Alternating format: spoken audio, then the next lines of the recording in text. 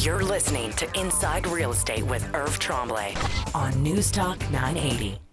Irv, thanks for holding over the break. Much appreciated. You're more than welcome, Dave. First portion of the program, we're talking about how this is an increasingly hot market. We had a whole series of shows we were doing for sale by owner, and but we kind of put our heads together and, well, okay, you put your head together and you said, look, this is something we need to talk about because conditions are changing in the market. Sure.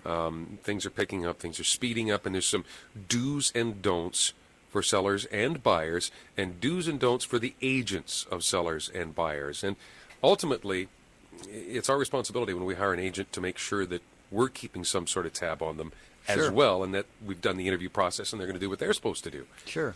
One of the things you just touched on before we took our break was holding an offer open for 24 hours, that option. You don't say you always necessarily exercise that. In a hot market like this, and I think back a couple of years, 3 years, when there would be a listing and somebody would get a call. What, really? We'll be there in 5 minutes. And it was multiple offers within a couple of hours. Sure. Challenging for an agent, for a seller, but you have to meet that challenge. You do, and just because you have multiple offers and you're the listing agent, you don't have to rush out and do those two offers. You should have followed up on all of the showings because you possibly could have three. And I'll give you a great example of that. I listed a property the other day, and we listed it. It covers quite a few points, this listing, and so that's why I want to give you the example. I listed it on, I think, a week ago Friday. We got no showings Friday. Hot market, great property, easy access, no showings Friday. So I've determined that Friday was an EDO in the real estate market, earned day off for buyer's agents. I think that they didn't want to work Friday.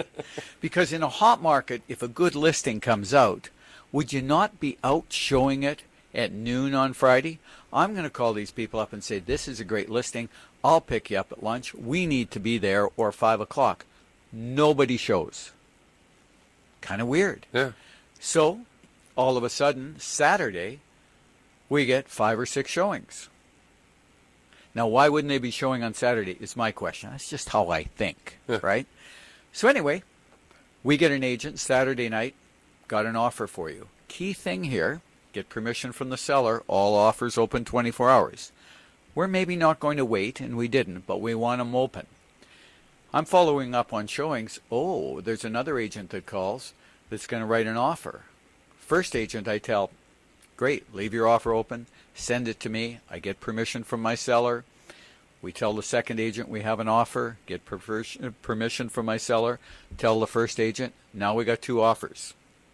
I follow up with all the other people, somebody else close. We're not doing them that night.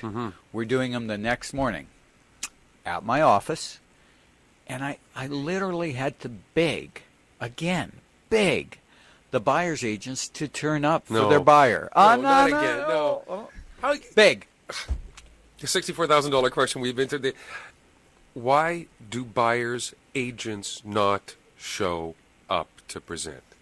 Well, I don't know. It could be, I don't know, they're shopping or they're doing something else, but you're not representing your buyer. And multiple offers, if the buyer really knew this, wouldn't they be pretty unhappy? Yeah, I You would want be. to do everything you can to get that house for your buyer. I begged them, and I finally got them both to turn up. That's half the scenario, but you know how I am. You should be turning up with your buyer. Set that buyer down Out in the office. Yeah, absolutely. Sure. So the one agent says to me, I've never really done this before, and sure, critique me after I do it and tell me, how I did. And the agent did great. And I said, well, how much training do you get on this? Well, we don't really get any training, but we talk about it. Okay, great.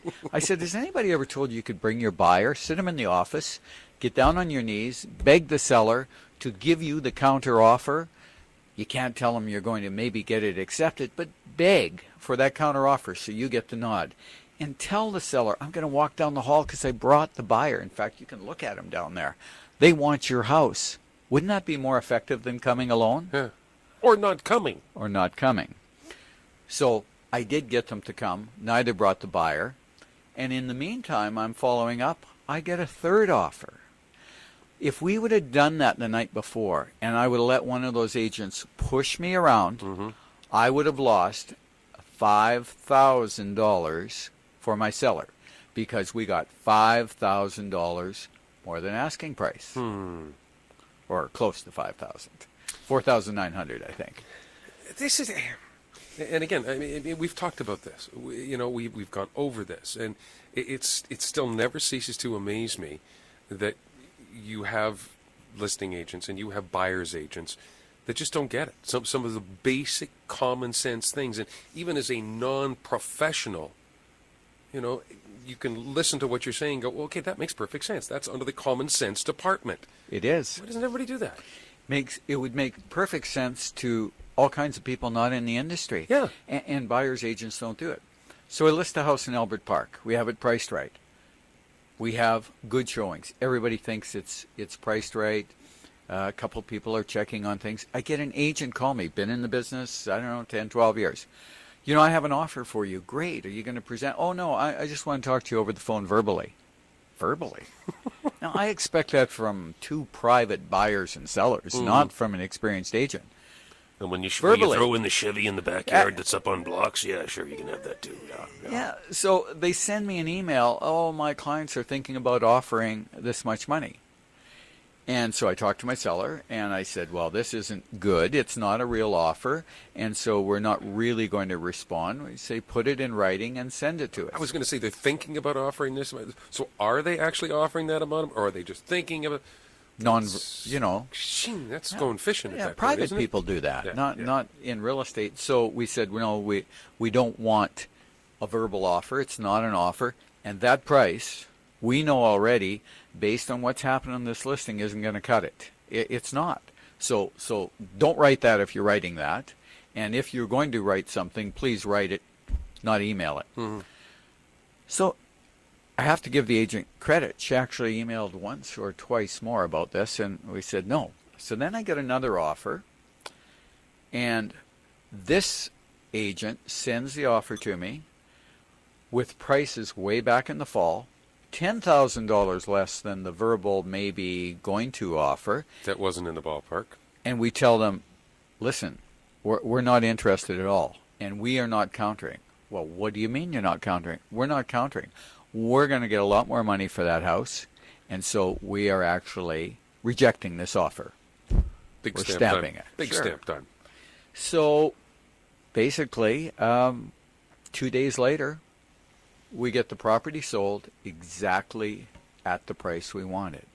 And so those buyer's agents, they have to understand, they have to do everything right in this market.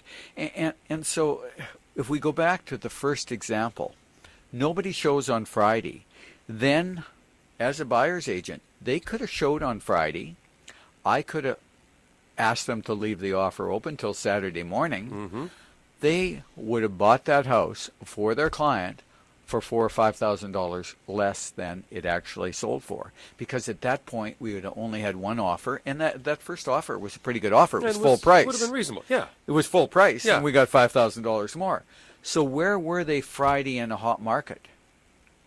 Nowhere to be seen. Nowhere to be seen. So we got probably 10 showings between Saturday and Sunday and none on Friday. And that's why I'm saying it was somebody declared it a vacation for buyer's agents, or maybe they don't work on Friday. I'm not quite sure. But that's in a hot market. If you're representing the buyer, you have to be there. No, and you are there. Fridays are not, by the way. Right. You can turn the key with Irv Tremblay. By the way, the website, check out the website. Again, I keep saying it's a great resource for you. It truly is. www.irvsells.ca. That's www.irvsells.ca. Or give Irv a call, 790-3753, 790-3753.